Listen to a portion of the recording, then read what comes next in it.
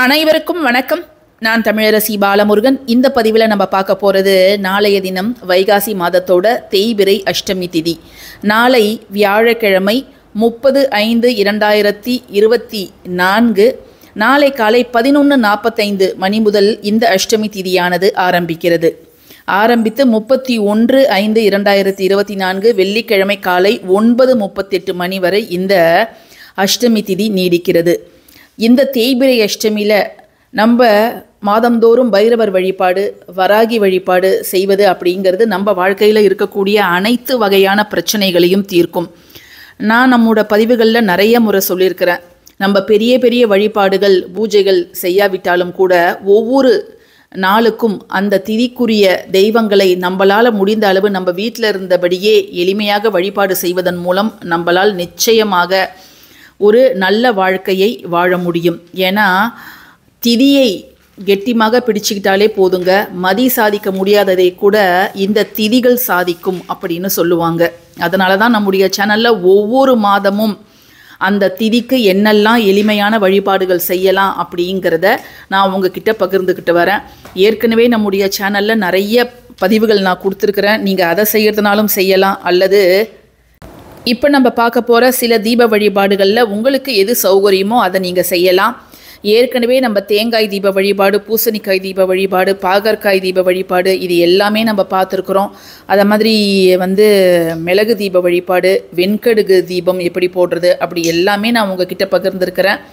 So நீங்கள் எனக்கு அதுவே நல்லா பலன் தருது அப்படின்னா நீங்கள் அதை கூட செய்யலாம். அல்லது இப்போ நம்ம புதுசாக நம்ம ஒரு தீப வழிபாடு பார்க்க போகிறோம். அதாவது மிளகு தீபத்தை இரண்டையும் சேர்த்து நம்ம ஒரு சக்தி வாய்ந்த தீப வழிபாடு. அதிலும் தேய்பிறை அஷ்டமியில் மட்டும்தான் அதை செய்யணும். வேறு எந்த திதியிலையும் நீங்கள் செய்யக்கூடாது. மறந்தும் கூட வளர்பிறையில் செய்யக்கூடாது. ஏன்னா நமக்கு இருக்கக்கூடிய நோய் பிணி எல்லாம் தீரணும் அப்படிங்கிறதுக்காக பைரவரை வழிபட்டுட்டு இதை செய்ய போகிறோம். இப்போது முதல்ல நம்ம பார்க்க போகிற தீபம் என்ன அப்படின்னு பார்த்தீங்கன்னா உப்பு மிளகு தீபம். நம்ம எல்லாருமே உப்பு தீபம் பொதுவாக வெள்ளிக்கிழமை அன்னைக்கு மாலை நேரத்தில் ஏற்றுவோம் நம்ம வீட்டில். அதை நீங்கள் கேள்விப்பட்டிருப்பீங்க. அதுலேயும் சில பேர் எனக்கு உப்பு தீபம் ஏற்றினா நல்ல பலன் கிடைக்குதுன்னு சொல்கிறாங்க. சில பேருக்கு எனக்கு உப்பு தீபம் ஏற்றுனதுலேருந்து தான் எங்கள் வீட்டில் நிறைய சண்டை சச்சரவு வருது அப்படின்னு சொல்கிறாங்க. ஸோ எல்லாருக்குமே எல்லா தீபமும் செட் ஆகும் அப்படின்னு நம்ம சொல்ல முடியாது. ஆனால் எல்லாருக்குமே பலன் தரக்கூடிய ஒரு தீபம் இருக்குதுன்னா அது வெற்றிலை தீபம் தாங்க. அது மறுக்க முடியாத ஒரு உண்மை. என்ன பிரச்சனைக்காக நீங்கள் வேண்டிக்கிட்டு ஏற்றினாலும் அந்த பிரச்சனை நிச்சயமாக உங்களுக்கு சுமூகமாக நீங்கள் என்ன எதிர்பார்க்குறீங்களோ அந்த பலன் நிச்சயமாக உங்களுக்கு கிடைக்கும். இந்த உப்பு மிளகு தீபம் அப்படிங்கிறது நீங்கள் தேய்பிறை நாட்களில் தான் ஏற்றணும். எக்காரணம் கொண்டும் வளர்பிறை நாட்களில் ஏற்றக்கூடாது. ஏன்னு கேட்டிங்கன்னா இது நம்ம கிட்ட இருக்கக்கூடிய நோய் பிணி, கடன் பிரச்சனை, எதிரி தொல்லை, பயம், பதட்டம், இவை எல்லாம் மனக்குழப்பம், இவை எல்லாம் நம்மளை விட்டு நீங்கணும் அப்படிங்கிறதுக்காக தான் இந்த உப்பு மிளகு தீபத்தை நம்ம தேய்பிறை அஷ்டமியில் அதுலேயும் ராகு காலத்தில் ஏற்றுவது ரொம்ப சிறப்பு. நாளைக்கு வியாழக்கிழமை 1:03 ராகு காலம், அதாவது 1:30 PM to 3 PM மதியம் 1:03 ராகு காலம். அந்த நேரத்தில் நீங்கள் உங்கள் வீட்டிலேயே உங்கள் பூஜை அறையில் ஏற்றலாம், அல்லது உங்கள் ஹாலில் ஏற்றலாம். அது உங்களோட விருப்பம். அந்த நேரத்தில் ஏற்றிக்கோங்க. ஏன்னா 1:03 கோவில் திறந்திருக்காது. நீங்கள் இதை உங்கள் வீட்டில் ஏற்றிக்கலாம். மாலை நேரத்தில் நீங்கள் போயிட்டு தேங்காய் தீபமோ பூசணி தீபமோ என்ன உங்களுக்கு விருப்பமோ அந்த தீபத்தை போட்டு நீங்கள் வழிபாடு செய்யலாம். கொஞ்சமாக அகலில் உப்பு எடுத்துக்கிறேன். அதற்கு மேலே 8 மிளகு வச்சுருக்கிறேன். 8 அப்படிங்கிறது அஷ்டமிக்காக 8ஐ குறிக்குது அப்படிங்கிறதால நான் 8 மிளகு வச்சுருக்கிறேன்.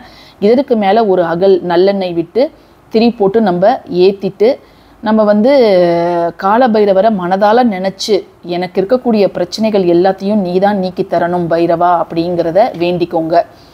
படம் வேணும், சிலை வேணும்லாம் கிடையவே கிடையாதுங்க. மனசில் நினச்சிக்கிட்டு அந்த திதிக்குரிய தெய்வங்களை ஏற்றுங்க. ஏன்னா சில பேர் வீட்டில் காலபைரவர்லாம் வைக்கக்கூடாது அப்படின்னு சொல்லுவாங்க. அதுலேயும் எல்லா காலபைரவரையும் நம்ம வைக்கக்கூடாது. சொர்ணாகர்ஷண பைரவரை மட்டும்தான் நம்ம வச்சு வழிபடலாம். அதுக்குன்னு சில நியதிகள்லாம் இருக்குது.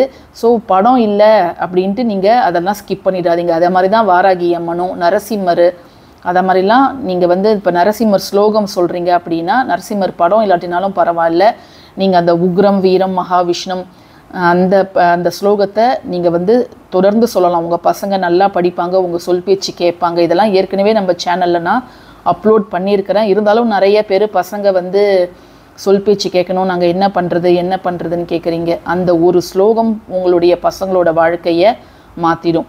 இப்போ நம்ம இதற்கு மேலே தீபம் ஏற்றிடலாங்க.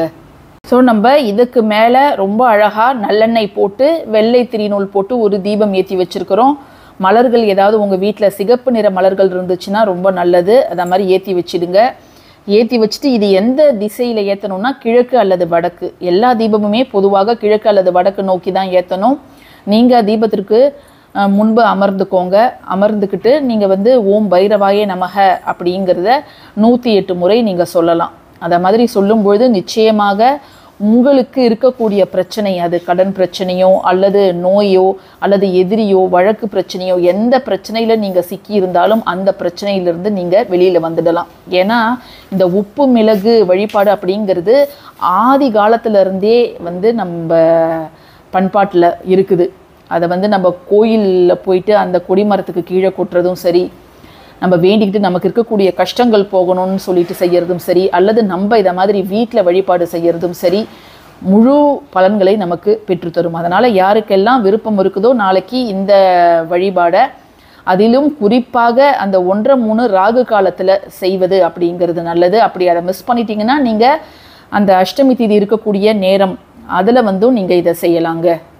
மறுநாள் இந்த உப்பு மிளகை என்ன செய்யலாம் அப்படின்னு பார்த்தீங்கன்னா, நீங்கள் கால்படாத இடத்துல அப்படியே கொட்டுறதுனாலும் கொட்டலாம், அல்லது கரைச்சி தண்ணீரில் கரைச்சி ஊற்றுறதுனாலும் ஊற்றிடலாங்க. அது நம்மளோட விருப்பம்.